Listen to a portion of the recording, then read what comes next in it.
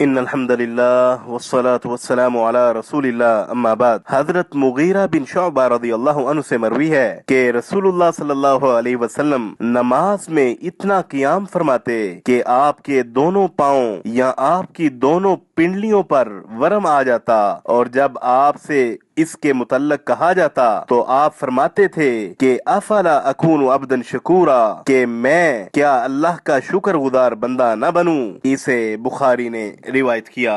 رسول کریم صلی اللہ علیہ وسلم قیام اللیل میں بہت لمبی قرات کیا کرتے تھے۔ حضرت عبداللہ بن مسعود رضی اللہ عنہ سے روایت ہے کہ میں نے ایک رات رسول اللہ صلی اللہ علیہ وسلم کے ساتھ نماز تہجد پڑھی تو آپ کافی دیر کھڑے رہے حتیٰ کہ میری نیت بگڑ گئی۔ آپ سے پوچھا گیا کہ آپ کے دل میں کیا آیا؟ انہوں نے فرمایا کہ میں نے ارادہ کیا کہ رسول اللہ صلی اللہ علیہ وسلم کو چھوڑ کر خود بیٹھ جاؤں۔ اسے بھی امام بخاری نے اپنی صحیح بخاری میں روایت کیا۔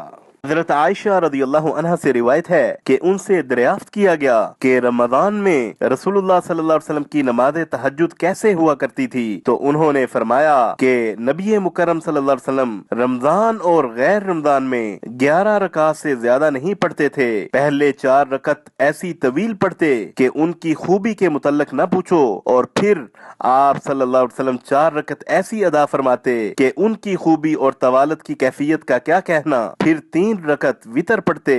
حضرت عائشہ رضی اللہ عنہا فرماتی ہیں کہ میں نے پوچھا یا رسول اللہ صلی اللہ علیہ وسلم کیا آپ وتر پڑھنے سے پہلے سو رہتے ہیں؟ تو آپ نے فرمایا عائشہ میری آنکھیں تو سو جاتی ہیں مگر میرا دل نہیں سوتا۔ اسے بھی امام بخاری نے اپنی صحیح بخاری میں روایت کیا۔ وصلی اللہ علی النبی الکریم۔